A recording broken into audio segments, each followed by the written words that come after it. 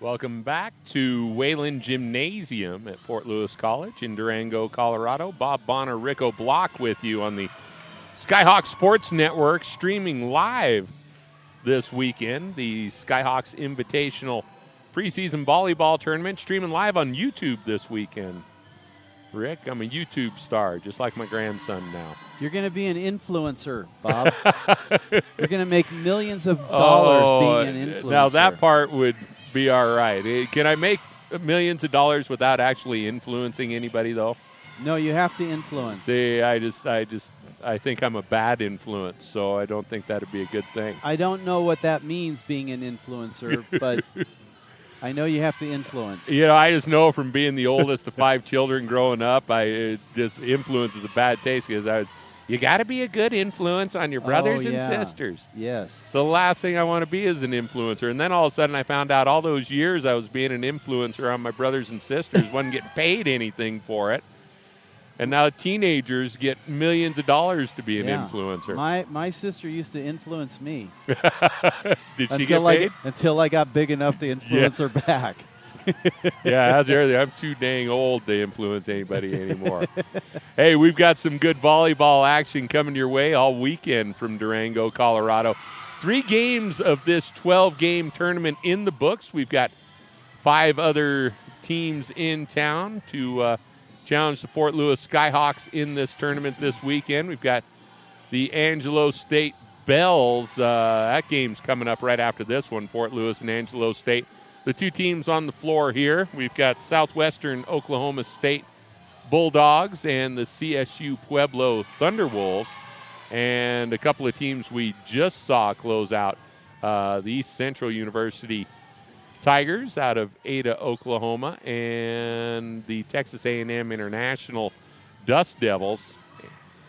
Texas A&M International 1-1, the only team to have played 2 games in the tournament so far. They lost to Fort Lewis last night, 3 straight sets in the opener. A bit of a shocker as A&M International came in undefeated.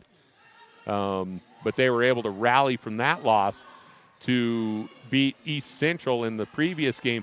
CSU Pueblo about to play their second game here. Southwest Oklahoma State, the only team that hasn't played a contest yet. CSU Pueblo lost the first game this morning to a really, really good Angelo State team. And like I said, it looks like the premier matchup of the tournament, at least from what we've seen now. Like I said, Southwest Oklahoma we haven't seen yet, Rick. This will be our first look at them. But right now, what we've seen of the other 5 teams that are here, that Fort Lewis Angelo State game coming up next could be the game of the tournament. Yeah, I think you're right. And, of course, like you said, we haven't seen Southwest Oklahoma State. But the way that Fort Lewis played last night against a team that was favored, undefeated coming into the tournament, and took them out in 3 sets, and the level of play that both teams had, but to win in 3 sets with a team that played as well as they did, you got to think that Angelo State and Fort Lewis are going to be the 2 teams that are the premier matchup of the tournament. And we're excited to see that one get started. This match here looks pretty good as well, Rick. CSU Pueblo, they've got to find themselves at some point. They're 0-5 on the season, but this was a team that was 19-9 a year ago, got an at-large bid into the NCAA tournament. They rallied to take a 3rd set from a very, very good Angelo State team this morning.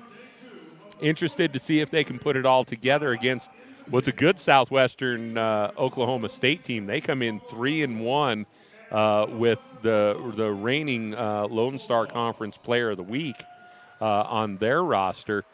They aren't going to just lay down and give CSU Pueblo their first win of the year. Thunderwolves are going to have to put it together if they're going to get it done here. Well, I think the other thing about this is a good opportunity for Fort Lewis to do a little scouting on CSU Pueblo since they're in the same conference together, and certainly want to see what Southwest Oklahoma State University's got, because they come in, like you said, 3-1 and playing very, very well also. So it's going to be fun. We'll let Chris Skinner announce the starting lineups for the 2 teams, and we'll be back with the opening serve in just a moment.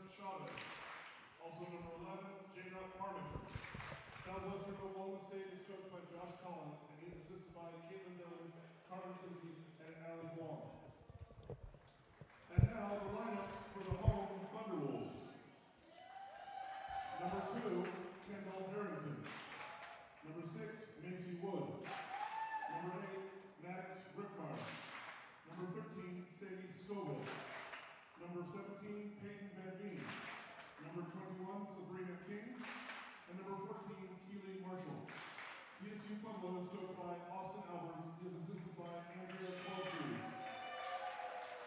The officials for today's match are Jeff Lawson and Steve Franco.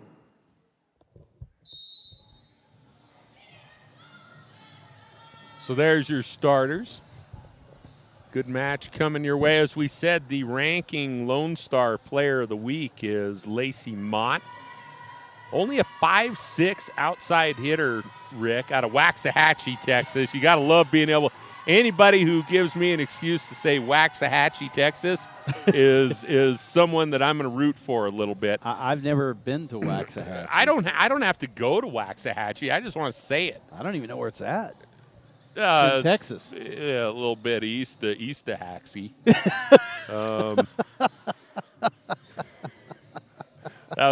That was awful, wasn't it? Yeah, that was awful. I was talking about Mott. She's averaging 3.94 kills per set, hitting at a 293 clip, coming off of wins over Midwestern State, Eastern New Mexico, and Western Colorado.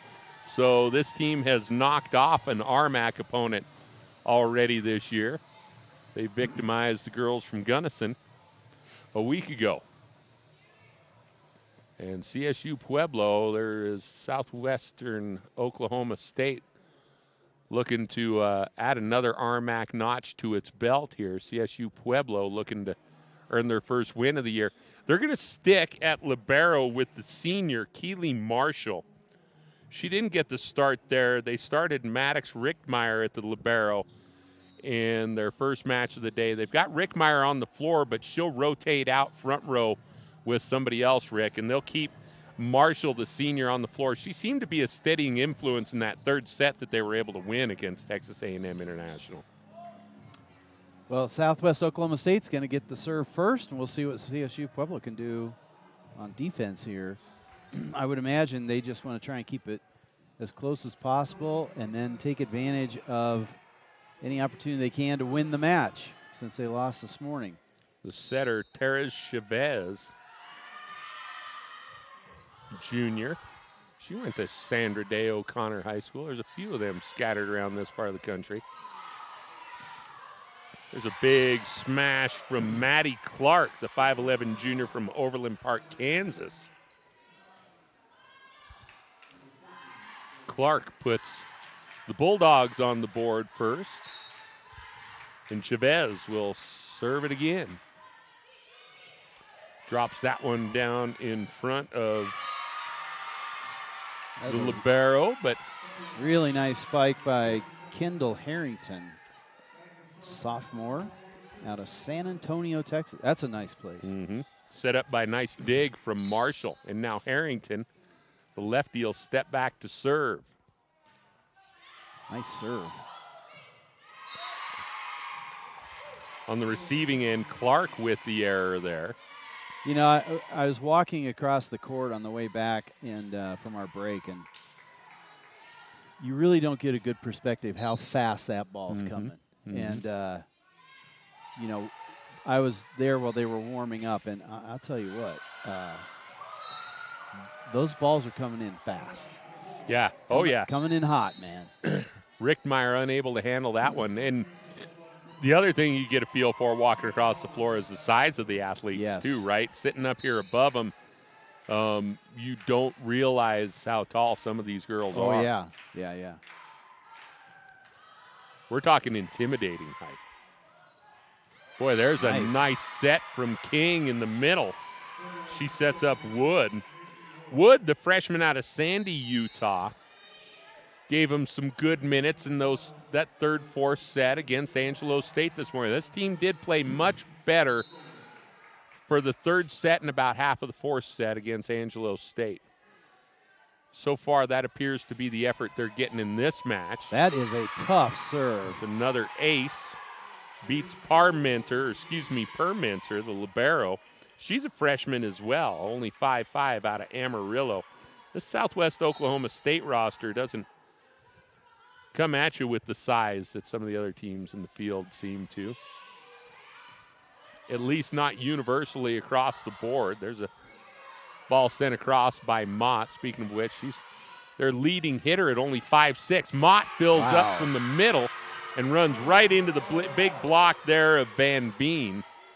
Van Veen and Macy Wood both on that block there. And there's a considerable size difference between Southwest Oklahoma and CSU Pueblo. And this service, tough. Watching this. Yeah, Sadie Scoville kind of does it all for them.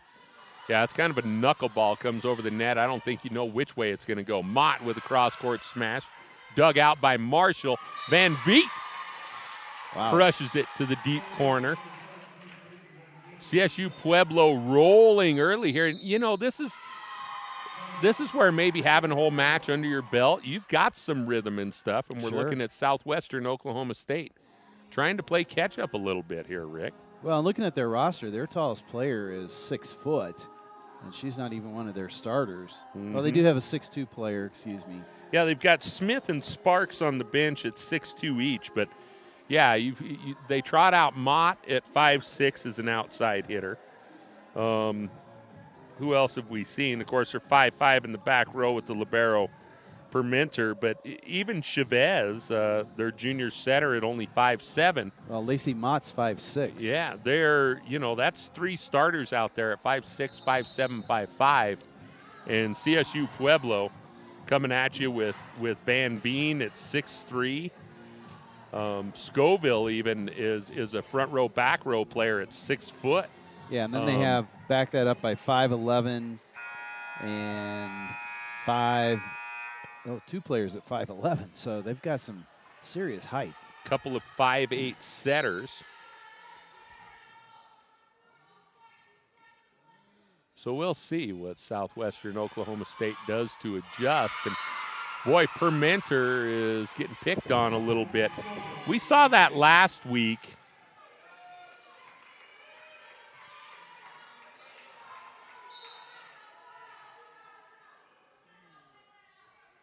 Scoville continue to serve. CSU Pueblo up 7-2. Boy, there's a big hit in the middle from Sparks, but Pueblo has the answer. Double hit there. And finally, a side out. Permenter will serve. Number 3, Samantha Kuzma, 5'11" junior out of Portland, Texas, checks in to play the middle. Permenter sends it across. Van Veen handles. O'Laughlin with a smash. There's Mott with the answer. That's a nice shot.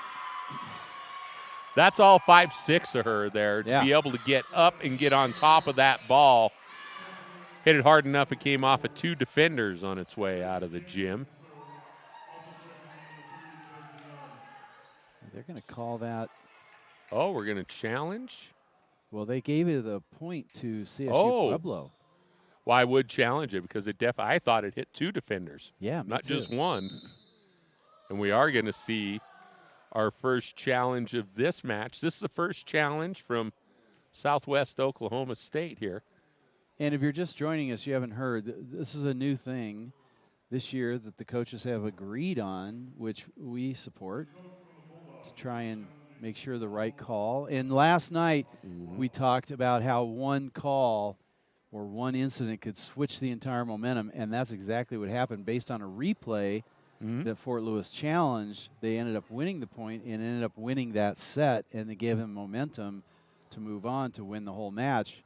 So we talked about, again, this is for people that haven't been with us so far, but we talked about the benefits of having replay, and that was an example of the benefits of it. Just get the call right. We haven't had as close matches this morning as we did last night, where we had that key moment, Rick. Right. But when Angelo State used theirs successfully against CSU Pueblo this morning, it was when CSU Pueblo had closed to within 3 in the second set after being down by like 8. In Angelo State won the challenge. The lead went back to 5. They got the serve back, and that was kind of it. The set was over. Yeah, it's not just about being right, or whether the call's right or not. I don't know how many challenges are given in each game, but they are limited. And you've seen also coaches have held on to them, and they're using them at key points, not just to correct calls, but to correct calls at the right time. Taking a little while to look at this one. And come check both cameras. I'm going to be real surprised if this challenge isn't successful. I thought there were 2 touches on that ball. So there are 3 challenges per match with an additional challenge in the 5th set. Wow. Not overturned. Well, they upheld that. Interesting. That's the first coach's challenge that's failed here at the Skyhawk Invitational this weekend. So apparently coaches can be wrong. 3 challenges. That was always my experience. But again, we saw a challenge in the last game that ended with a service error. You wait a minute, and then your team, and same thing, the team that won the challenge had the service error in the last game too. There's something about, that's a new thing, is learning how to keep your focus and come out and bring that intensity. Well, and that's what we talked about. Sometimes those breaks in the play can affect one team more than the other. Well, really, so what the Southwest Oklahoma State coach did was he didn't win the challenge, but he was able to use it as a timeout to slow the momentum of CSU Pueblo. So, again, didn't win the challenge. I thought he should have, at least on what I saw. I was surprised he didn't, but the challenge still a good one because it slowed momentum. Good rally here. Van Veen, whistles that one past Turner. Fort Lewis, CSU Pueblo early in this one seems to have control, up by 5 at this point. But that momentum can change at any point, that's for sure. Turner out there at 6 foot is a setter, as she's listed as. That would be advantageous from a size perspective. Nice and tap. A nice set there to Taryn Galt, the 6 foot junior out of Amarillo, Texas. So we had talked about the fact that the Southwest Oklahoma State team had given up inches. And look at the lineup on the floor right now, Rick. This is a much bigger team out there challenging CSU Pueblo at the moment. I don't know if that's just the normal rotation. We'll have to see them rotate a couple of times to be sure, but it certainly looks like this group matches up a little better. O'Laughlin with a big kill there from the far pin. CSU Pueblo still with a 5-point lead here in the first set of our 3rd match of the day. Senna O'Laughlin with the serve for CSU Pueblo. 5'11" freshman out of Beaverton, Oregon.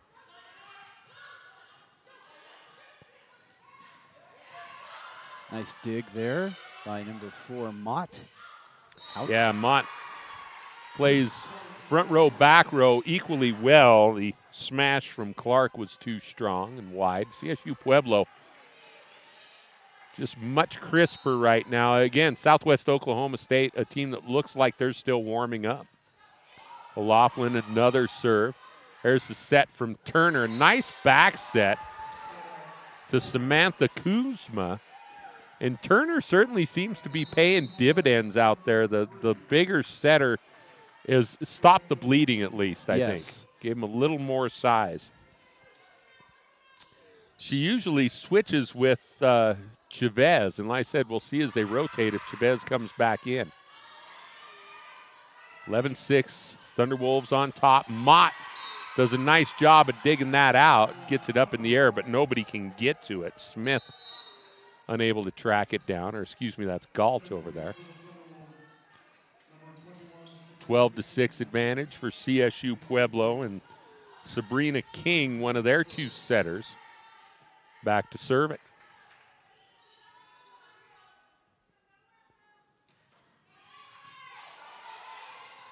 Turner, the back set again to Galt, nice and dink. she tips it Nice dink into by a hole. Galt. And yeah, so Turner is going to rotate out. And you see, this is a smaller unit that comes in. Chavez comes in to set and play the back row. Haley Smith, she's listed as a 6'2 sophomore. She doesn't look that big. Out of Flower Mound, Texas. Back set to Harrington. Great Nice, job by Mott. Mott to keep that one alive. Look at that deep tip from Sparks. Pueblo able to play it. Smash from Scoville, Yeah, and they've got the answer, but it's call. out. Good call by the official there on the end line. And 12-7, Thunderwolves up. Some good play on that exchange. Kendall Harrington, the sophomore from San Antonio. Serving with a 6-point lead here in the first set of the match. No real chance there. Scoville at the net. Haley Smith no real opportunity to get anything on the ball there. Well, that set was a little low and didn't give her a chance to hit a kill shot on that. Timeout on the floor. 14-7 lead for CSU Pueblo. Southwest Oklahoma State with 3 attacking errors so far. CSU Pueblo hitting at a blistering 462. That's not a pace anybody's going to keep up. It's impossible to run that. If they do, then I feel bad for whoever else has to come up against them today. Each team with 7 digs right now. Serve receive errors, there have been 3 by Southwestern Oklahoma and 3 attacking errors. And that's what I talk about. They're the one team who hadn't played a game yet this weekend, and they just look like it. They're just out of rhythm, out of sync. We talked about maybe the size disadvantage at first, but they've got 2 6'2" girls on the net right now, and the Thunderwolves still taking it to them. And I think just maybe because CSU Pueblo paid their dues with that loss this morning. Yeah, I think there's definitely something to the fact that if you get that early game one underneath you, get your body moving a little bit, and that's going to be interesting for when Fort Lewis plays Angelo State. Again, these teams aren't used to the altitude, so we'll see what happens. Yeah, and maybe that's coming into play here for CSU Pueblo a little bit in this game. Although, again, Southwest Oklahoma State should be fresh without having played a game yet. Definitely out of sorts right now are the Bulldogs, and the Thunderwolves starting to find their stride a little bit. Harrington, the sophomore, serves. That one's wide. Service error, first one of the match for CSU Pueblo. Marshall rotates back in on the back row for Harrington. Kiana Holloway, a defensive specialist out of Phoenix, Arizona, transferred in from New Mexico State University. Serving right now for the Bulldogs. Oh, there's a smash from Bam Bean. Wow. 6'3" from Springfield, Missouri. That had some pepper on that one. Whoa. Yeah, she brings it. And she wasn't that effective in the first set this morning. She's definitely gotten better as she's warmed up over the course of the day. There's a big smash. It was tipped. No, they're going to say that was just out. No, it's just out. So Smith misfires again. And again, I mean, there's so much timing and rhythm. That looks like it might have been 2 feet out, Rick, but it was 2 centimeters off on her hand, right? Yeah, it's crazy the margin of error on these things. Mott. Van Veen with a blast. Goes cross court with it. Eats up Chavez. And Scoville, Sadie Scoville, who came in as their leader in kills, she was second on the team in digs, has really gotten it done from the service stripe for him today as well. That one's going to be too deep. Just kept climbing on Sadie. It looked like it was going to be good when she first hit it, but caught an updraft or something. Thunderwolves lead 18-9 here. We're in set 1 of our third match of the day. We've got 3 more to go after this. Van Veen misplayed that one. Nothing particularly hard about that. It was off to her side, but it wasn't like super high or close to her shoulders. Well, it's about focus. I mean, and if you let up for a minute, she makes a nice play on that one. And now we're going to see O'Loughlin send a free ball across. Nice Smith play. with a tip. Haley has not been able to get full extension and get a hit in yet, but she was able to score with a tip there. Lead down to 8 as the libero Permenter serves. King sets up O'Loughlin. Boy, there's a nice dig by Holloway. Yep, And that one's out. Number 13, Kiana Holloway, Phoenix, Arizona. Like you said, transfer from New Mexico State. Mm-hmm. The Aggies, New Mexico State Aggies. Jansen, the setting counterpart for King, on to serve and set. Sends that one way deep. And now we see that bigger lineup come in, or it seems bigger to me because of the 6-foot setter. Taryn Galt comes in up front, and then Cameron Turner, the sophomore 6-footer out of Edmond, Oklahoma. She's on to serve and set. Marshall handles back row. O'Loughlin with a smash, and that one's going to miss wide right as she tried to go cross court with it. Well, they're slowly creeping back into this. Don't know if there's enough game for them to get back into this first set or not, but nice thing is volleyball, there's no clock, so it ain't over till it's over. Turner. Boy, there's a big setup right in the middle for Kuzma. Well, that was a big Made error. short work of that one.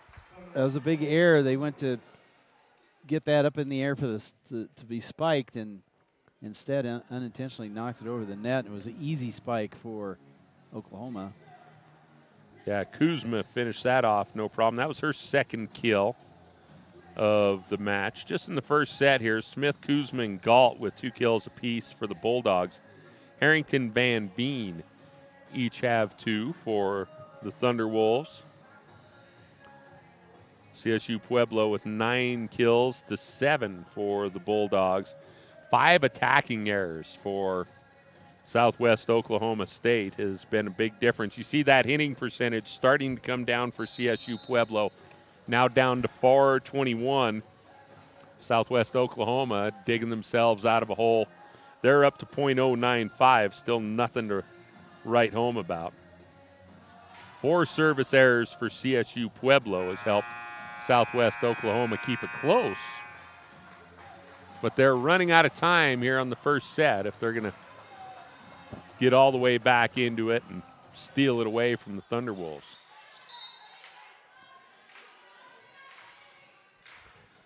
Cameron Turner continues to serve for the Bulldogs. That one's deep and too deep.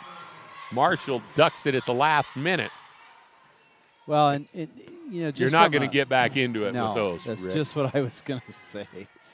We're starting to think a little bit alike. Just a little, yeah. It's been a long summer. I thought we'd have maybe lost some of that. But right back to it.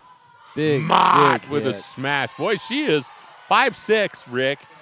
She flat gets up, and she has got some power. Yeah, she's got some power. She's got some hops. I mean, she's very consistent player. Right now, I think she's their most consistent player on the floor right now. Mm-hmm. Lacey Mott out of Waxahachie, Texas. Not the only player from Waxahachie on this roster. I just saw that. Live ball. It's the team's rally here. O'Loughlin with a smash. Nice dig. Dug out by Permenter. Oh, back row hit from Mott. And it ended up being out, but you could see the athleticism. Her coming up from the back row to smash that thing. Yeah, that was like one of the ones that almost took my head off as I was walking Yep. by there after break. That was something. Again, the lack of size, no hindrance for her. O'Loughlin serves. Turner, the back set to Galt. Handled by Jansen. Out. That's in. Oh, in. Just in. The cross quarter from Maddie Clark.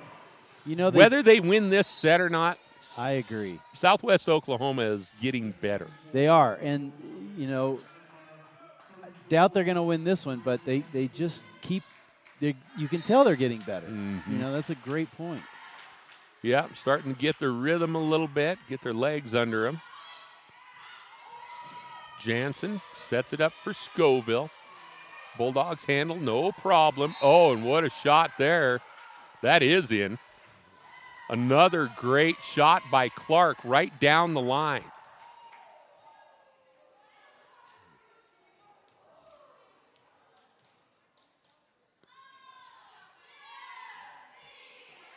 So I didn't see a call from the side official. I saw the one from the end line. He called it in.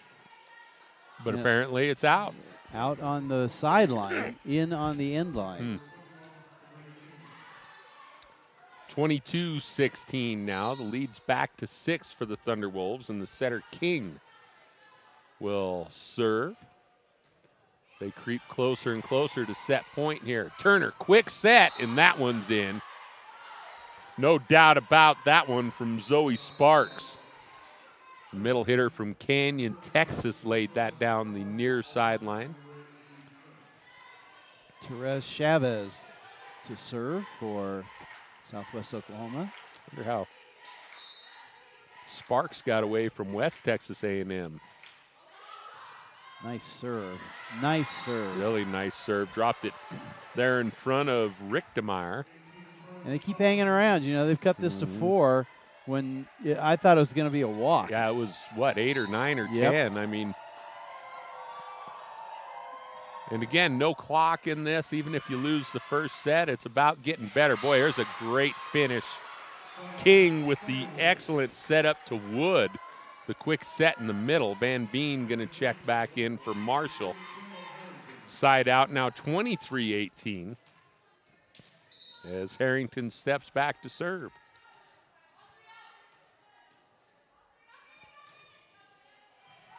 Nice serve. Fermenter handles it. Into the middle, Sparks. And there's going to be a side out and a point for the Bulldogs. They keep hanging around that 4 or 5 point, and you just wonder if they can crack that nut. They get 2 or 3 in a row here, and all of a sudden this is different. That certainly changes the complexion of this first set. Holloway sends it across. That could have been a double hit on Van Veen. Actually, Scoville with the tip, and it's good. I thought when Van Veen received that serve that she caught it on her forearm and then up on her bicep. It sort of looked like that. Got away with it. That'll bring up a set point now for Scoville to serve. O'Loughlin checks back in, 24-19. And Scoville went on a huge run last time she served. So, yeah, if you're CSU Pueblo, this is what you hoped you'd get out of the first set. But again, I think the Bulldogs improved and are going to be coming hard in set number 2. There it is. The Thunderwolves close this one out, though. They win at 25-19. We're going to go ahead, take a break, be back with the second set in just a few moments.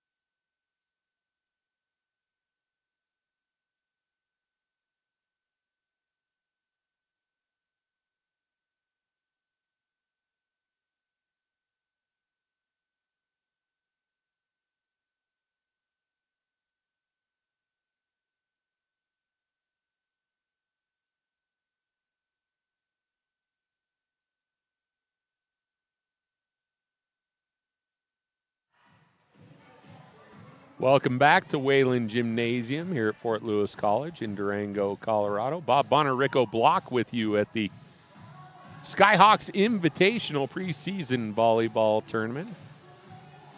Bunch of teams from the Lone Star in to take on a couple of RMAC teams here, and about ready to start the second set of one of those Lone Star RMAC clashes here.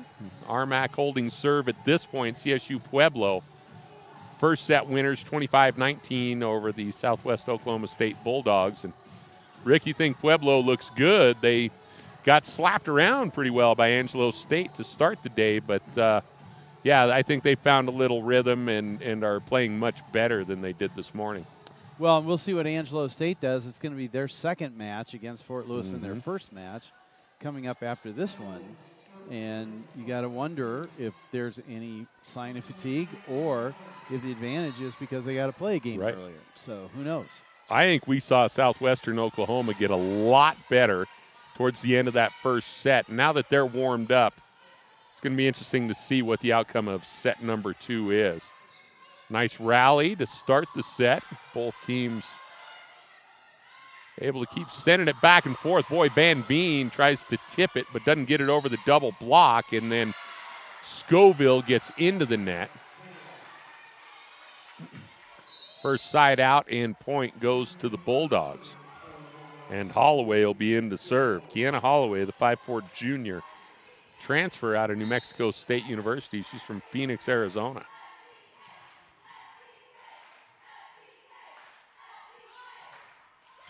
And catches the tape with that one. Side out back to CSU Pueblo. Now, if you're trying to come back, you can't afford too many of those. No. You can never really afford any of those. Right. Quite frankly, they happen, but I think desperate right now for some points to maybe grab some momentum. I don't think Southwestern Oklahoma's ever really had momentum in this. And giving it right back on the side out there. And, of course, CSU Pueblo with the answer. Macy Wood, who didn't play much early in that Angelo State match, but has more than made up for it since she got into that contest. Played real well in the first set of this one. Well, and again, Sadie Schofield is the one that sort of got the point train going in the first match. Oh, there's a great cross-court shot. First set, I should say. And she got on this roll of like 6 or 7 serves. Right now we're tied 2-2. Haley Smith with the kill there. The serve from Permenter. Scoville handles back row, back set to Wood. Southwest Oklahoma State is there. Mott, boy, she is crazy accurate as a hitter. I mean, she there was no choice for CSU Pueblo. I think that was Scoville in the back row who tried to make a play on it. She had to. Yeah. Mott was seriously had thrown a dart into that back corner, and Scoville knew it. Scoville handles this one. King, the set to O'Laughlin cross court. Holloway is there. They set it up again to Mott into the double block, and that's where Lacey's going to give up inches, right? And so you get Van Veen and you get Wood to be big at the nets. Probably about the best you can do on her. Yeah, I mean, they just tower over the rest of the other side, but I'll tell you that Lacey Mott, is a good player. Heck of an athlete. We're going to go back set to Smith, and she's able to tip it into a hole in the defense. You know, sometimes they hit with such power that when they do those little dinks, it just catches everybody off guard. Well, by nature, you got to be in the back row on your heels, right? Ready to absorb the blow of a full smash, and when they choose to just tip it like that, yeah, you got to rock back into action in a hurry. Here's Turner, the other setter on. She'll serve. O'Laughlin able to drop that one in front of Holloway. That's just a nice angle and a good set for O'Laughlin there. Yeah, that was and she didn't try to overpower it, just enough to make the point. And good play. CSU tied 4-4. Neither team able to grab an advantage in the second set. The first set was pretty much all CSU Pueblo. The Bulldogs able to get some stuff done at the end. And there's Mott again going off the block, hit high off the hands that were thrown up in front of her. Boy, I tell you, for somebody 5'6", wow. Yeah, she's not intimidated by a big got, front line. She's got game, man. Bulldogs lead it by a point. Their leader, Mott, back to serve. Boy, she gets a lot on that, too. Jansen, the set to O'Laughlin. Mott looks for the dig, but it finds the floor in front of Lacey Mott and the libero, Jade Permenter. O'Laughlin to serve. We're tied at 5. Permenter able to get a piece of it, but sends it back under the net. Southwest Oklahoma State looking a little flat-footed on the receiving end. That serve didn't seem to have that much on it. Comes another from O'Laughlin. She's able to play that one easily. Turner sets it up for Galt. Out. That one's going to be too deep from Scoville. Sadie with a rare miss, and we're tied at 6 again. Side out. It's going to give it to the Bulldogs. Kuzma. Samantha Kuzma, the 5'11 junior out of Portland, Texas.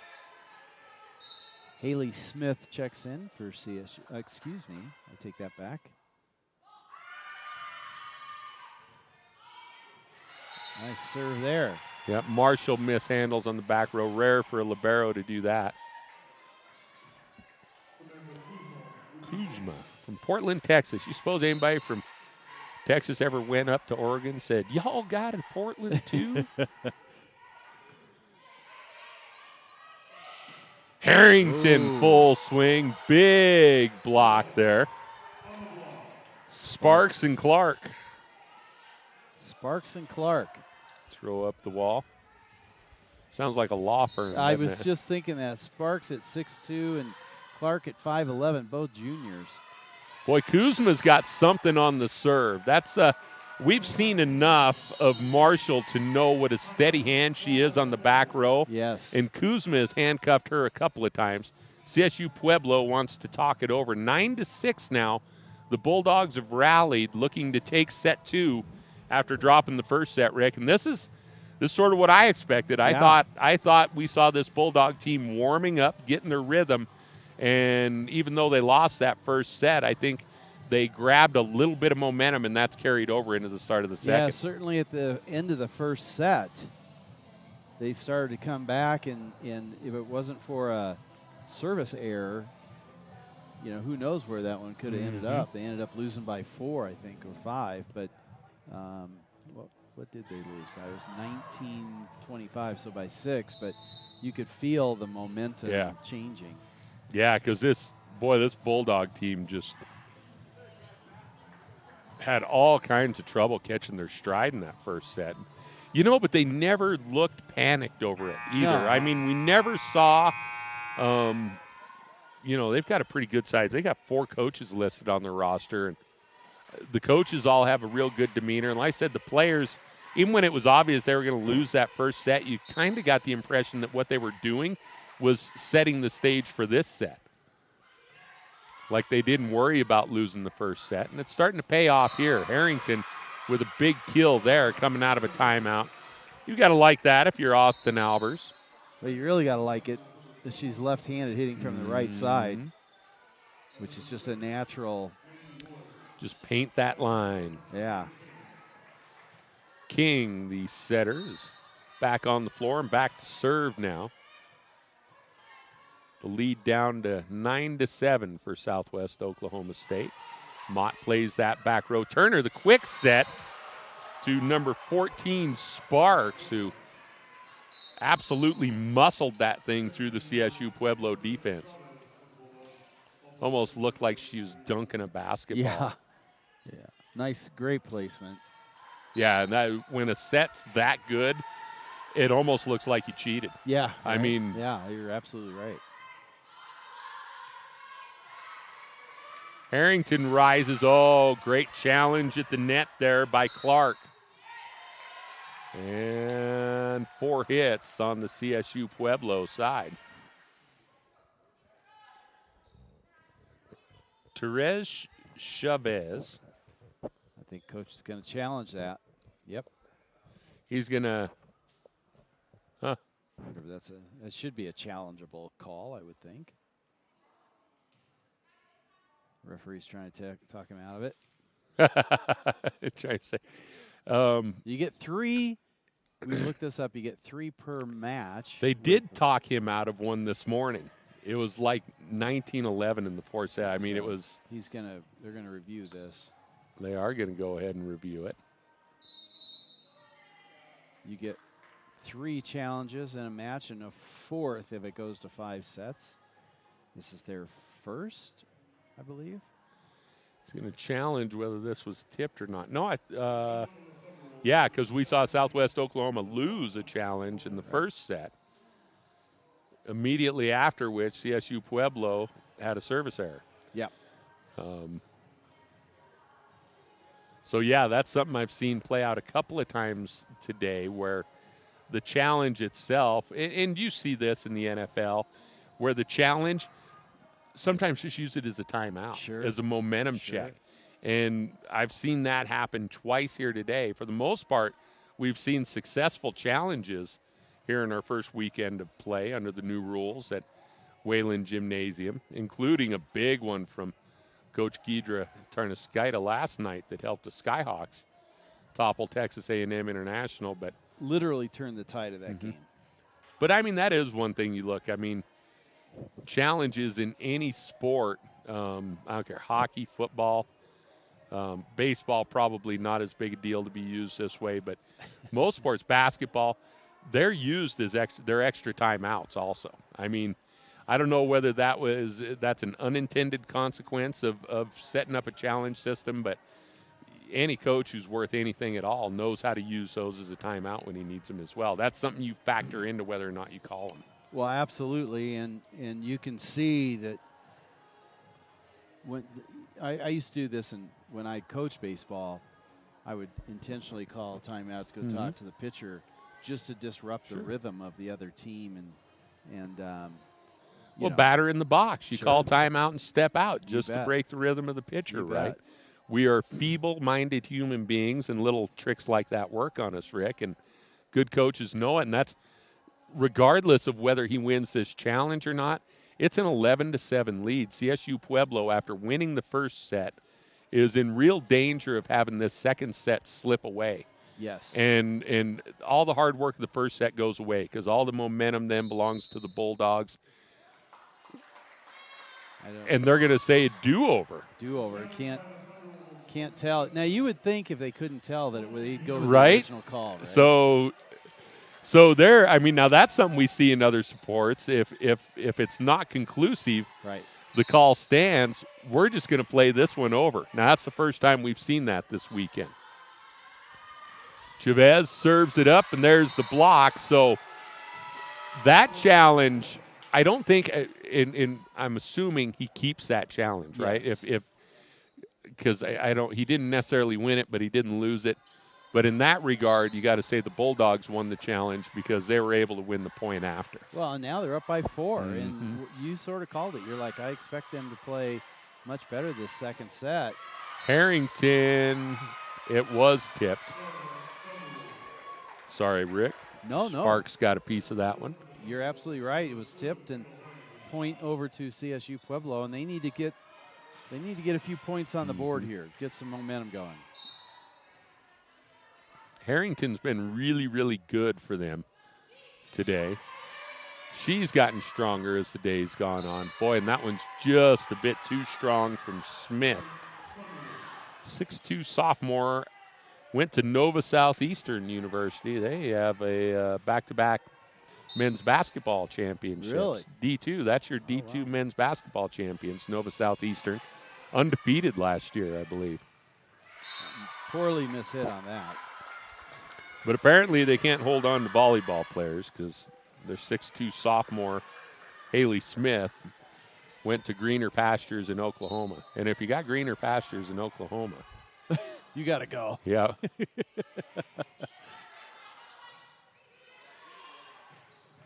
Boy, that's a hammer.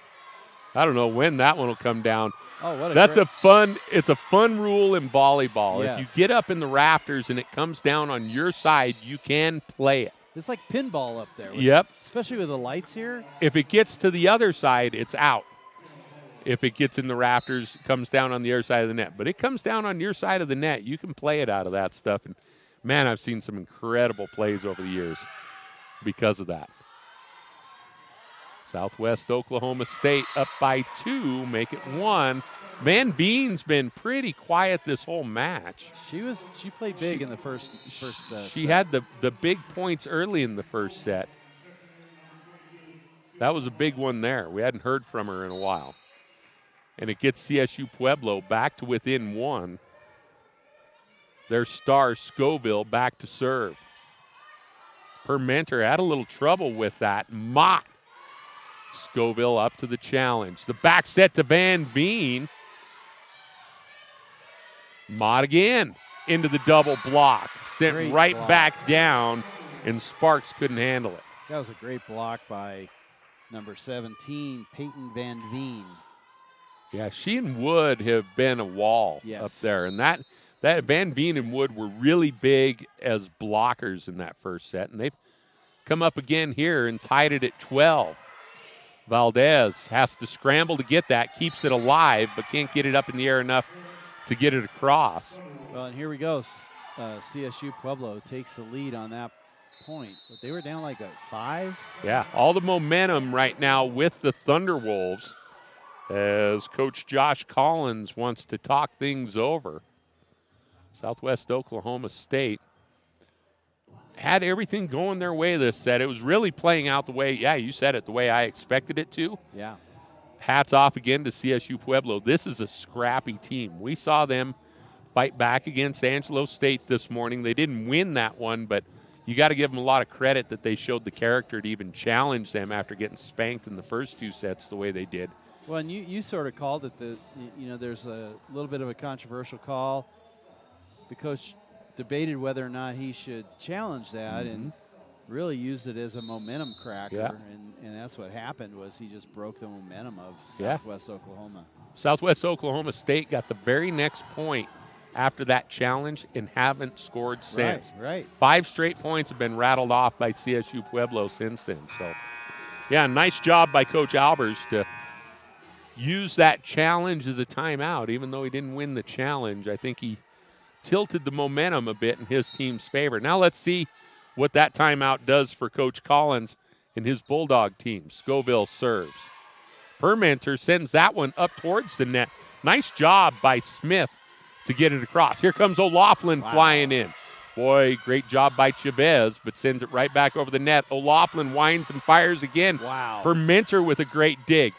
CSU Pueblo keeps coming, and Van Veen finishes off the rally, scoring off the block there. 3 strong spikes by CSU. I thought Southwest Oklahoma was going to answer the call on that. Permenter was feeling like a duck in a shooting gallery on that back row. They just kept loading up and hammering it at her. And again, Scoville's up there, and she's sort of. She does seem to There's a lot serve of their points. runs, doesn't she? Yeah. Chavez with a nice set to Smith, and she stops the bleeding. Went off the block of O'Laughlin and out of bounds there. Side out in the serve now to Permenter, and the Bulldogs. Permenter's got to be glad to catch her breath, be able to send the ball the other side. King set in the middle to Van Veen. Valdez handles that easily. Here comes Mott. Boy, how quick to react and get another hand up there, but Van Veen just as quick to send it right back off the block and out of bounds. Yeah, that was really athletic play, right? She makes the block, it goes up in the air, and then she immediately spikes it for the point. And that was, I believe that was off of Lacey Mott. Yeah, Mott with both hits. Permenter. Valdez, and just missing again is Haley Smith. She is, she's not been on. Smith at 6'2". The transfer from Nova Southeastern just off the mark a little bit. Talk about even when you see them miss by 2 foot on the floor, they miss by less than an inch where the ball's on their hand. Well, and here CSU Pueblo sort of making a run up by 4 when it was tied at 12. Well, when they're down 12-8, Yeah. they've scored what? Well, it went 13-8 now, and it's been 9 straight points for CSU Pueblo. O'Laughlin. The quick set to Kuzma. CSU Pueblo just has an answer for everything, and Van Veen just really feeling it right now. Permenter sets it up to Mott off the double block, and she gets it done. Lacey Mott does a real nice job of hitting high off the block. Yes. She gives up a lot of inches to the blockers in front of her. The tendency would probably be to try and hit down into that block and hope to get it between the blockers and the net. Mott, though, goes high off the hands of the blockers. And even if they do get it back to you when you do that, it's going to pop up in the air and you're going to have a chance to make a play. She's just technique-wise really, really good. Van Veen, though, is really, really big. She's really big. She's really, really feeling it right now. Peyton Van Veen is starting to pile up kills, and she's got CSU Pueblo up 18-14 here in set number 2. Marshall, the libero, to serve. Well, Van Veen with 10.5 points right now and 9 kills. Something else, isn't it? A bit short on that spike attempt by Sienna O'Laughlin. Well, and now here comes Southwest Oklahoma State again. It was too little, too late in set number 1. I don't think they can afford to wait any longer here, and they've got maybe their best player in Lacey Mott back to try and serve and start a run. Good serve. CSU Pueblo ever to play it. And oh, what a great tip. Deep, deep tip there from Taryn Galt, who saw that CSU Pueblo had crept up on the net. The lead down to 2 now. And Mott's a good server. I mean, that was part of what set that up is there's so much force on her serve. It comes up to the front row. There's a great pass, though, to Jansen. O'Laughlin with the smash. Kuzma keeps it alive, and it's going to be 4 hits for Southwest Oklahoma State. Clark able to get the block. Kuzma able to keep it alive, but nobody able to send it back over the net. 19-16 the score for CSU Pueblo right now. Coach Collins talking to the official. We're going to play on. O'Laughlin back to serve. Set to Kuzma, and a big block from Scoville. Sadie Scoville. She's good everywhere on the floor, not just at the net. She's great in the back row. We've seen what a capable server she is. Yes. And now the Bulldogs have to talk it over. 20-16, the Thunderwolves closing in on a second set victory, which would get them even closer to the first match victory of the year. Hard to believe looking at this team right now, they're 0-5, Rick. It absolutely is. I mean, I'm really sort of shocked that they haven't won a game this season so far. It's early in the season. It is. Conference play hasn't started, but I'm really surprised because the way they're playing right now, even when they were down, it didn't take them long to come back and catch up and then take the lead, and they're up 20-16 plus serve. Well, and interesting, again, you look at the players we haven't seen much of in this game as opposed, and you weren't here for the early morning game, but we haven't seen Josie Nunn. We haven't seen Savannah Coates. We haven't seen Taylor Carey. She didn't play a lot. Not much of Maddox Rickmeyer. And I think that's it for, and Golden Finch, who was their leading blocker coming into the weekend.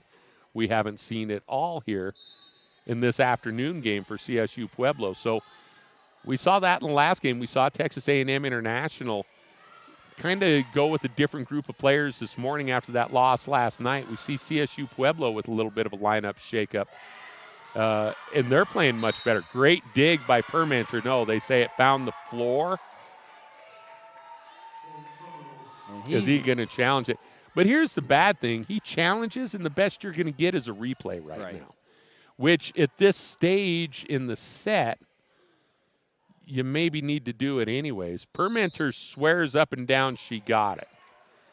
But the bad thing is that the whistle was blown, unlike in football, right, where they say play, go ahead and swallow the whistle a little bit, let the play out. He stopped the play right there, and so, which you've got to do. He had to make the call. Sure. But, yeah, the best that Southwest Oklahoma State can hope for right now is a replay, is a do-over or a mulligan.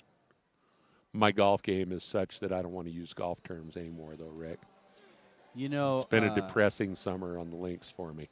There's a saying that says, I curse, therefore I golf. Yeah. And vice versa. That would be me. Or, yeah, I golf, therefore I curse. Yeah. That's it. That would be me. And, you know, it's funny because, you know, you try not to take yourself serious, but then you get caught up in it, right? Yeah, it's just sort of a game that lends itself to taking yourself serious. Every time you start having fun, that's the problem. Every time you start having fun with it, you start taking yourself serious, and it sort of ruins it. And, of course, I'm that guy who just can't quit and keeps going back for more and getting worse and worse every day. Like Tin Cup, give me another. Yeah, give me another. Yep. I am. I'm Tin Cup without talent. I just got to wait around for the snow to save me from myself. You know, and right after I retired, I worked up at Glacier Club, which is an exclusive golf club here in Durango, and I could have golfed as much as I wanted for free, and I golfed twice. Yeah, well, I can tell you right now, I played up there a few weeks ago for the first time, and I was feeling okay about myself this summer. Really? Until you played up there? Yep.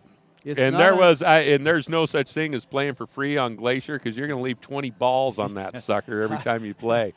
There was one time I played up there. I actually came out with more balls than I lost, but they were different than the balls that I lost. Well, I went back into some trees and picked up about 20, but I think I probably lost 30 on the day. It was, matter of fact, we came up to the 18th tee box, and I looked at Jason Flores, who I was golfing with, and said, what kind of ball losing fun does this course have for me on this hole? Because, it didn't matter what I hit or where I hit it. Beautiful I couldn't find my ball again. If you've not played at the Glacier Club, if you're ever in Durango, go and play at Glacier Club. It's stunning golf course. We're pretty blessed here. Big red cliffs, Hermosa cliffs, and not unusual to see a lot of wildlife on the golf course out there. And CSU Pueblo call stands, I believe. Yes, we've got some. Well, no, it is. The call did not stand. It got overturned. So this is a replay of that last point. 20-16 the score. O'Laughlin to serve. Turner the set. But CSU Pueblo the answer. Scoville. Permenter unable to handle that one. And Mott chases it down to no avail. And so the challenge, although effective, they end up losing the point anyways. It's 21-16 again. And O'Laughlin continues to serve. Thunderwolves on the verge of going up 2-0 here.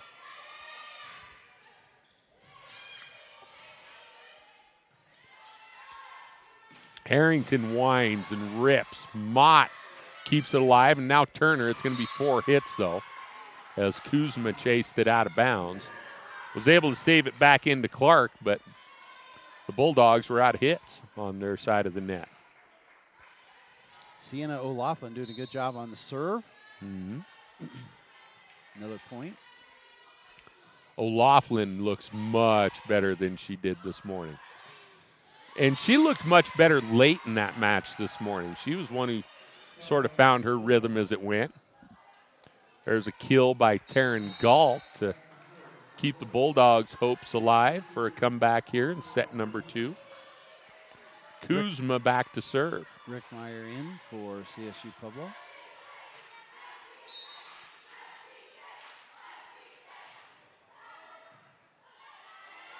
She handles that serve. And now Rick Meyer all over the place. Look at Marshall. Those two liberos playing on the back row for CSU Pueblo, both playing like liberos, kept some points alive long enough for the Thunderwolves to find an opening in the Bulldog defense. Wood back on the floor along with Sabrina King, and King back to serve. A couple points away from a second set victory here, 23-17.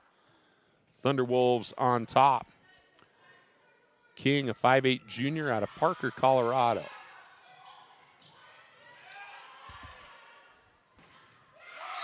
Permenter unable to handle that one.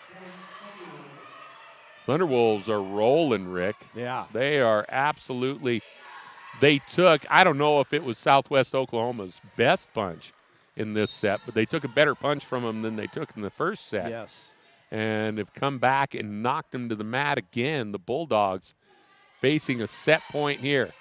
Turner, the quick set to, that's out, and that's going to, if that's out, that's the end of the second set.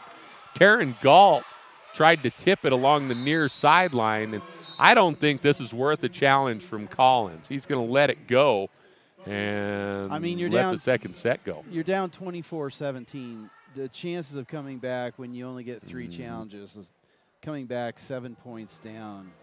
Yeah, well, and at the end of the day, let's go talk team. We've got to be better, right? That's where they're at right now. Down 2-0. They lost that set more than they lost the first set after controlling it for a while. So, yeah, I think the Bulldogs need to regroup a little bit. Rick and I are going to take a break, and we will be back with the third set in just a couple of minutes.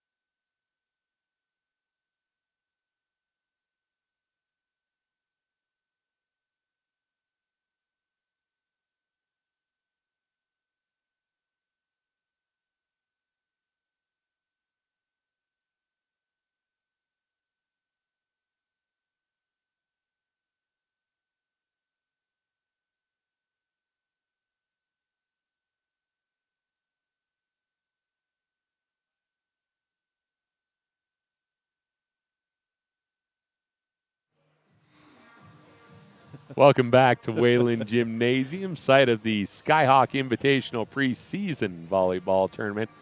A lot of Division II women's volleyball coming your way all weekend, including today. Today's the big day. We have 6 games on tap. This is the third one here. We're 2 sets into it, and the CSU Pueblo Thunderwolves, who lost this morning to start things off, got beat by Angelo State 3-1. Southwest Oklahoma State, this is their first game of the tourney, and boy, still just looking like they haven't gotten started yet, Rick. They come into this thing 3-1 on the year, but we haven't really seen that yet. No, I mean, you know, we were talking during the break, and it's like CSU Pueblo hasn't won a game yet, and they're just taking it to Southwest Oklahoma State University, at least in the first 2 sets. Now, one of the things CSU Pueblo did after their loss this morning was change liberos.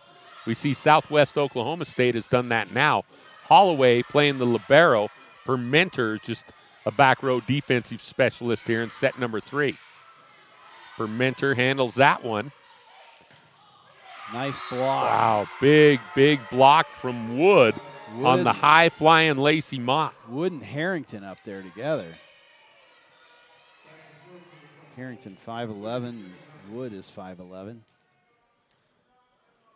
Southwest Oklahoma got it where they wanted to go. Their kill leader, Lacey Mott, but the height of CSU Pueblo at the net, a little too much. Ooh. And Harrington into the net with that one. Gives the point back and the serve. See, Galt comes back into the game. And Cameron Turner, the 6-foot sophomore setter, back to serve. For the Bulldogs, trying to stay alive here. Down 2-0. Van Veen. Now they go backside to Scoville. Kicked over the net by Kuzma. Mott with a pretty good hit there. Van Veen with an answer.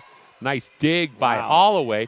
Turner keeps it alive. Mott sends it into the back corner and in. Looked like it hit the line. That was a good call by the I think that's a really good call. Albers is going to challenge this, but I don't know. I just don't see that. I mean, from our angle, we have a pretty good angle. We're pretty much at the net, but yeah, it looked like it hit the line to me. I thought it did too, and I thought the line judge had a good one. But again, Albers use it as a timeout, right? It's still a little early in this whole challenge thing, college volleyball, for us to really tell what's a good challenge and what's a bad one. Got a chance of getting that overturned, I guess. We'll see. He's not really using it like a timeout, though. He's not really talking to – what do you say to your team? They've been rolling in this one. I don't think you want to say too – which I said is I'm kind of surprised that he stops action on that. I wonder if during a challenge they're allowed to coach.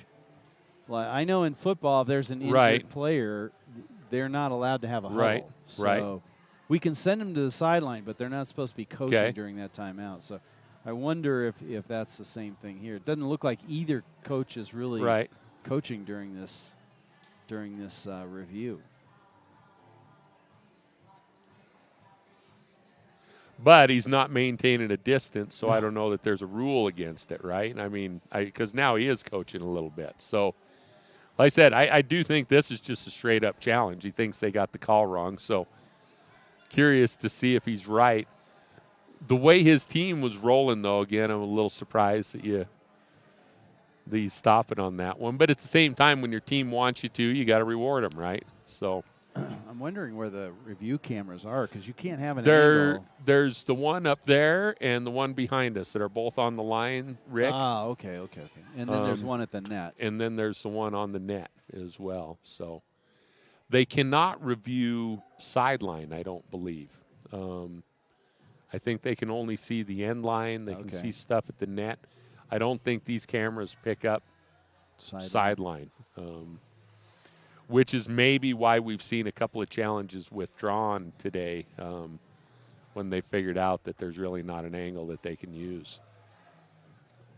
Okay. He's explaining to the public address announcer what has happened, and, he loses that challenge. Yeah, I mean, I think no surprise you and I were right. Yeah, no. I am right so often. But, I mean, it was – to us, we clearly saw that ball hit the line. I like what they do in professional tennis. Well, professional tennis where they actually have the machine that There's- shows where the mark on the court is.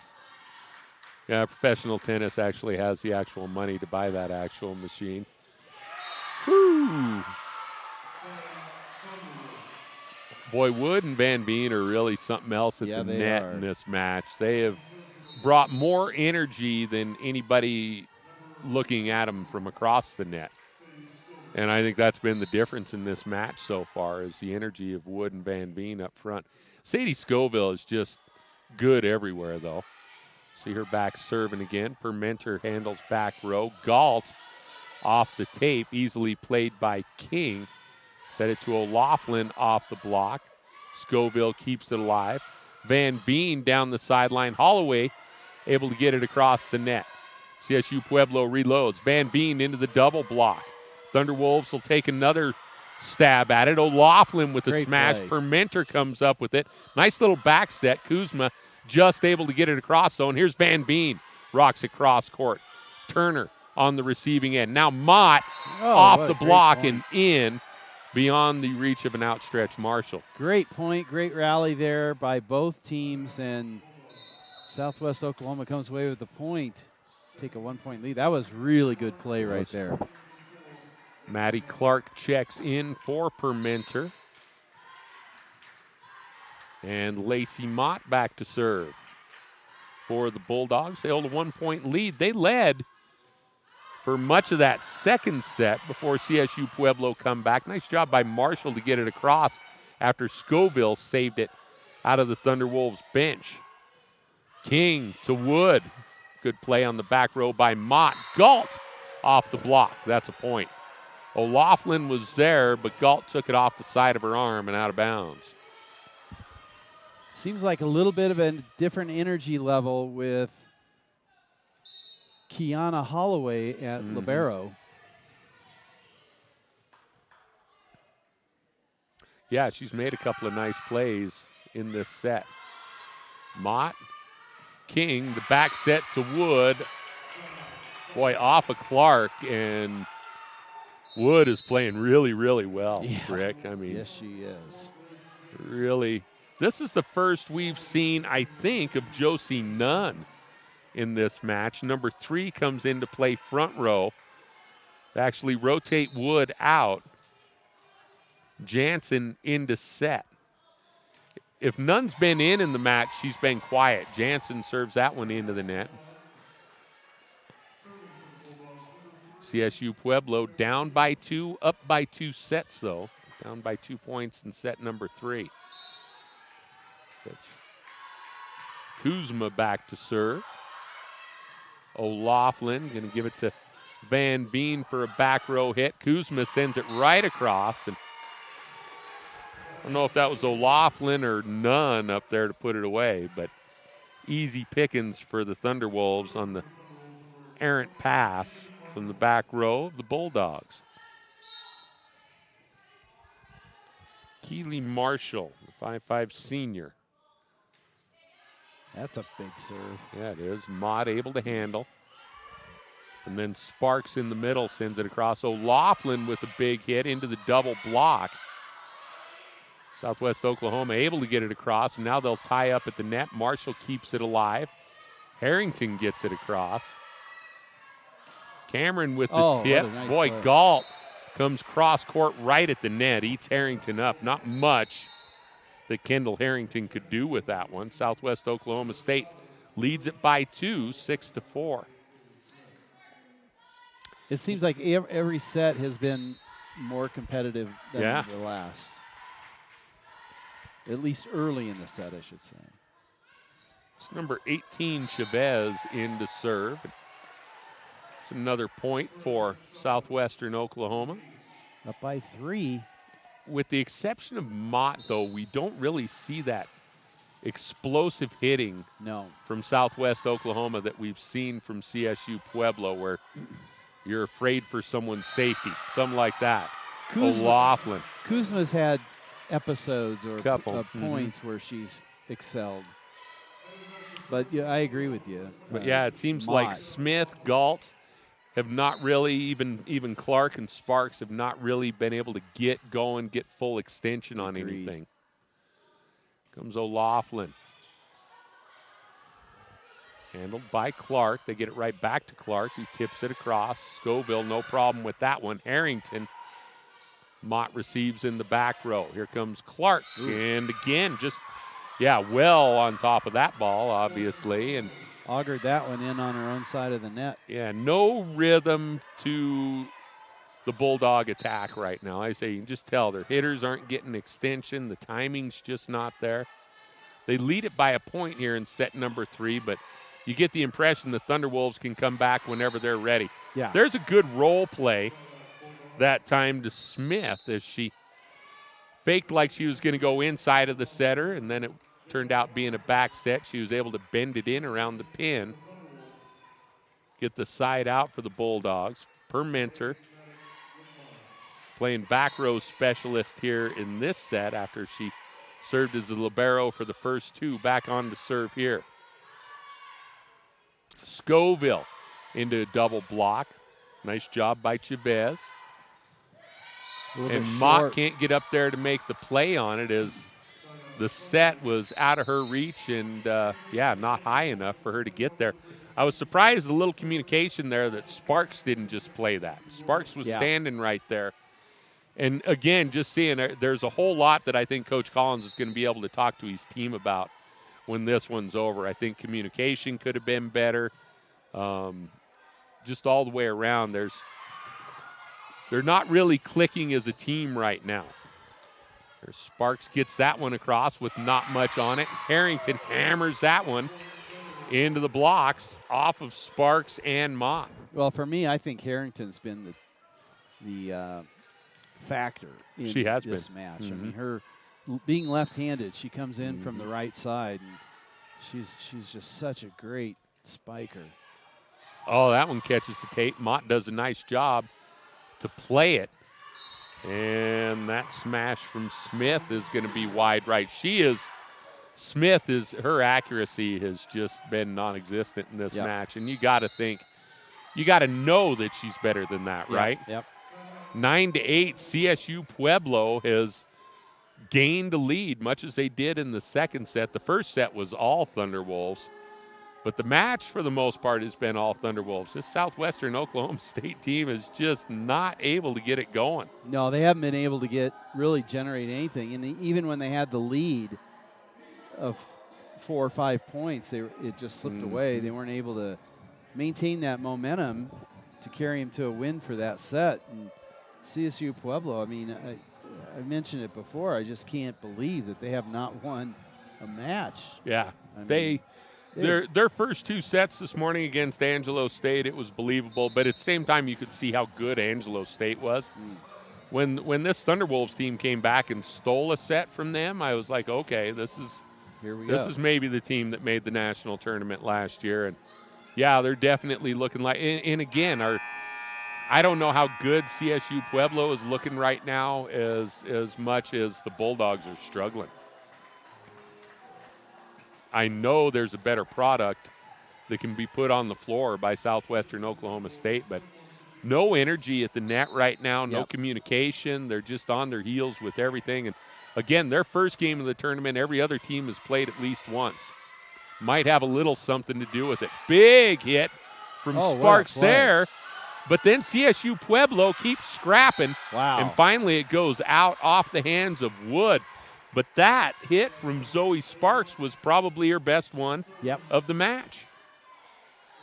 That was some great play right there. She rotates out. We're tied at 9, and the libero Holloway, the junior out of Phoenix, the New Mexico State transfer, serving. King in the middle of Wood. Oh, man. That was a perfect set. Wood, I mean, that's like quarterbacks who throw before the receiver breaks. Yes. Wood actually started her jump before King set that. That's exactly right. And, I mean, that was a beautiful set. CSU Pueblo has regained the lead, and the serve from Harrington. I think that's her second service error of the match. If there's a chink in her armor this afternoon, that's it. Cameron Turner back into serve. And Taryn Galt, a junior out of Amarillo, back along the front line for Southwestern Oklahoma State. Tied at 10 here in set number 3. CSU Pueblo won the first 2 sets. And boy, again, just nothing. I mean, just. We talk about that all the time, right? And it's just, you fight so hard to stay in it, and then give up a freebie. You don't even get an opportunity for right. the point. That's the tough part. Sadie Scoville back to serve. She has just been excellent everywhere, and the Southwest Oklahoma State just continues to try to find a way here. 12-10, Thunderwolves up by 2 with their most consistent player at the service stripe. She's done a lot of damage from there today. Van Veen, a nice job digging that out. O'Laughlin goes cross court and beats Holloway. O'Loughlin's been much better than she was early this morning. Thunderwolves definitely got their wake-up call. Bulldogs still listening for the alarm. They trail at 13-10, down 2 sets to nothing. Boy, again, the communication not really there. They end up throwing it up for Galt near the net, a pretty good set, but I don't know that Taryn Galt has had enough looks to really get any rhythm either. Well, we talked about it last night with Texas A&M International. Was the wheels are starting to wobble a little bit, and you can sort of feel that with the Southwest Oklahoma State University. They've been running on the rims since they got here, though. Have. I mean, and I'm not saying that to be disrespectful. I know this is a better volleyball team than what we're seeing. Well, just look at their record, 3-1. Right. They've got to beat with some wins over some decent opponents. Just an absolute struggle fest. And hey, that's what's nice about a preseason tournament. You bet. We're going to see these guys again in a couple hours. They're going to come out. They're going to play 2 more games tomorrow. Much like CSU Pueblo, they're going to have a chance to sort of leave this in their rearview mirror and wash the taste from their mouths. Yes. But one of the things we saw, though, is to maybe see if they can build early. In the first set, we saw them come back a little late in the set. Yep. And it felt like they built some momentum towards something in the second set until they lost some momentum. Here, we haven't seen really anything in the third set as an indication that they want to compete. And as a coach, I think that's what your concern is right now. Just come out and compete. Boy, what a hit. Lacey Mott with a great hit. Scoville with an even better dig. Now she'll tap it back across. Holloway is going to set up Galt, who goes for a tip. Van Veen keeps it alive, but can't get it over the net. That looked like an outfielder that lost it in the lights right there. And Galt, again, not full extension. She got lucky that the tip got it done. We haven't seen Taryn Galt really hit the ball here tonight. 14-11, CSU Pueblo with the lead. Lacey Mott, we've certainly seen her hit it. She'll step back to serve here. Lacey Mott, she comes in with some amazing statistics.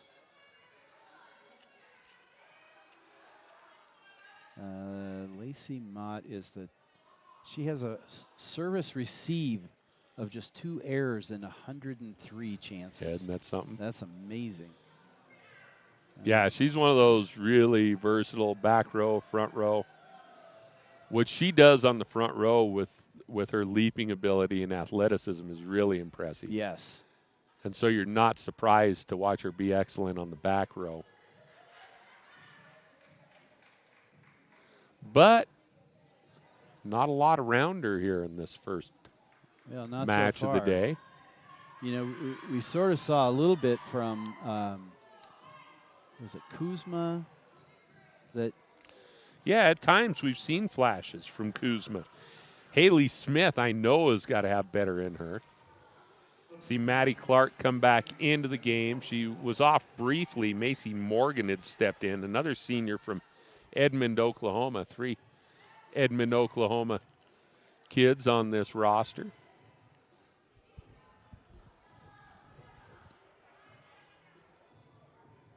Lacey Mott is a junior, along with Jada Permenter is a freshman. She's got a bright future. Yeah, she does. She's a good player. They don't have. I think they've been pretty good on the back row, honestly. Yeah. I think Southwestern Oklahoma, their back row, their defensive specialists have been pretty decent. They just have had no answer at the net for CSU Pueblo. A chance there, and Kuzma takes advantage. Let's see if that'll turn the tide a little bit. A mistake by CSU Pueblo on the serve receive. And Mott her serve is so heavy that it's coming off the back row pretty hot and making it all the way to the net. And Kuzma was ready to make him pay that time. There's and that one knuckleballed and drifted late on Marshall. Boy, it's been a losing effort so far, but no lack of being impressed with Lacey Mott. Yeah, She's a player. I was just thinking there's not a coach in the conference that wouldn't like to have her on their team. What an athlete. Look at that. Nice receive by Van Veen. Set up O'Laughlin.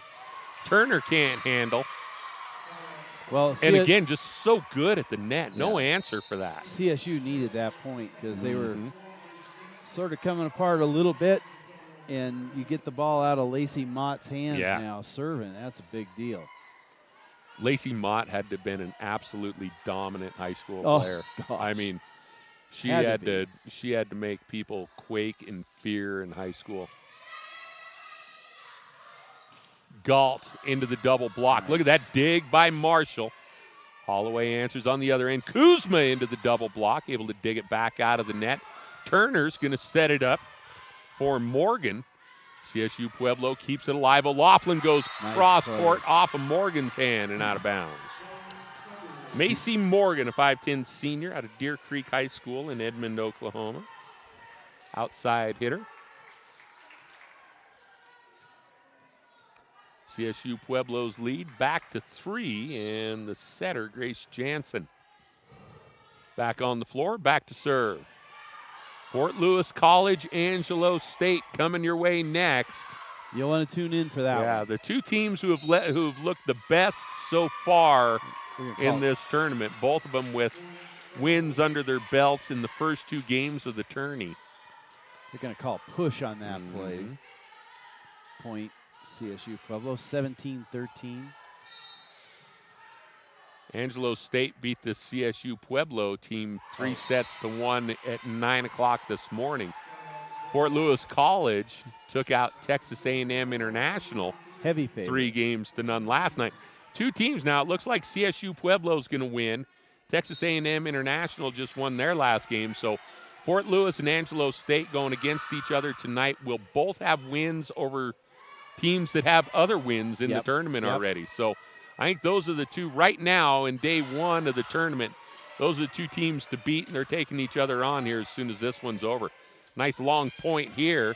Nice play. Excellent job by Jansen to keep that alive. Van Veen winds and fires and finds a hole. I think she's been the MVP of this game. Van Veen has been playing really well. Yeah, they're just...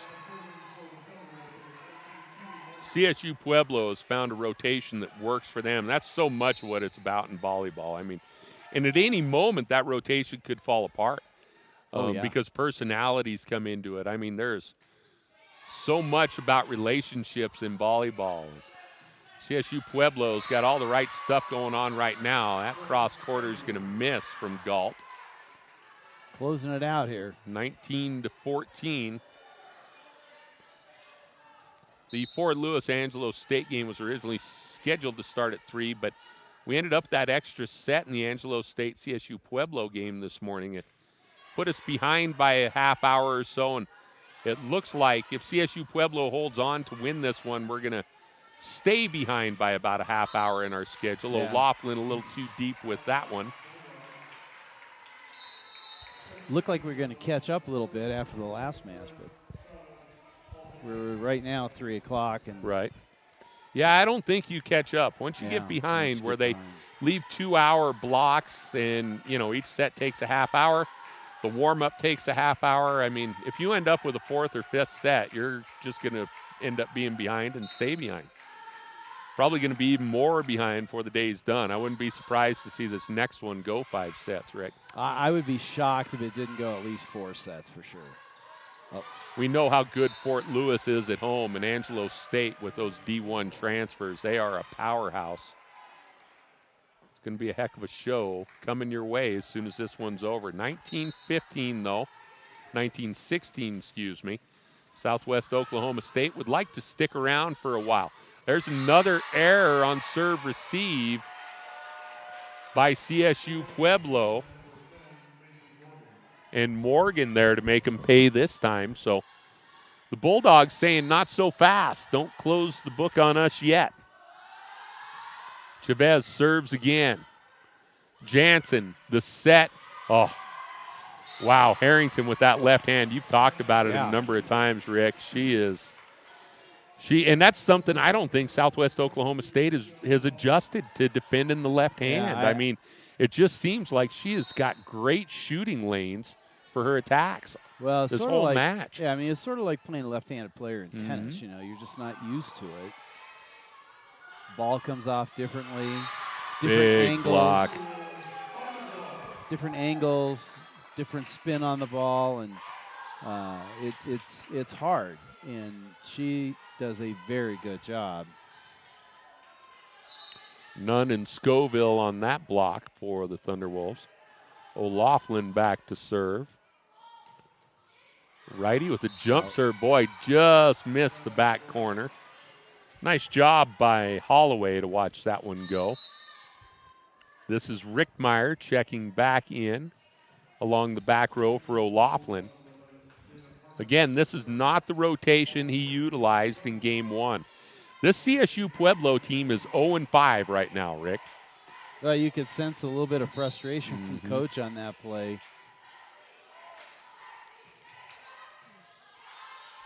Thunderwolves looking for win number 1. Scoville, nice dig by Marshall. Right back to Scoville, who beats Holloway in the back corner. Sadie Scoville is fun to watch. Yeah, she is. She competes. She never gives up on a point that I've seen at least. I think between Scoville and Harrington, you know, they can dominate in a match, and that's sort of what we're seeing today, I think. It'll be a good matchup with Fort Lewis. I Yes. think the Skyhawks have people to match up there.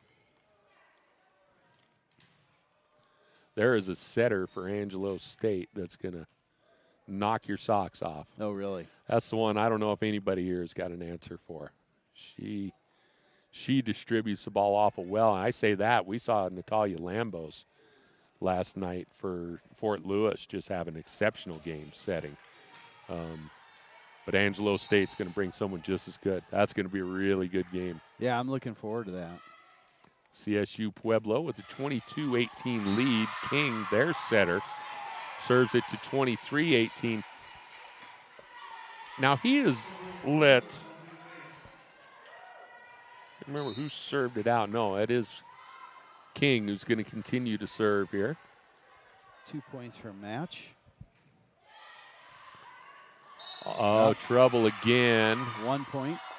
Permenter is able to get it up in the air, but Sparks unable to do anything with it, and that'll bring us to match point for Sabrina King and the CSU Pueblo Thunderwolves. They laid at 24-18, looking for win number 1 on the year. Can King serve it up here? Permenter plays it up front. Flying in is Mott, and the block is there from who else but Sadie Scoville to close out the first win of the year for the CSU Pueblo Thunderwolves. Congratulations to the Thunderwolves for winning. I really just shell-shocked. That's the first win of the season. They're going to go to 1-5, and Southwest Oklahoma State is going to go to 3-2. Southwest Oklahoma State will be back on the floor at about 5:30 tonight against Texas A&M International. That'll be a Lone Star shootout, followed by Fort Lewis and East Central to close things out tonight at 7:30. But coming up next, we've got today's marquee matchup, the homestanding Fort Lewis College Skyhawks, the 2 undefeated teams in this tournament, the only 2 undefeated teams remaining, believe it or not, set to take each other on. Angelo be a State good Bells and the Fort Lewis College Skyhawks coming your way in about a half hour. Don't go too far away, folks.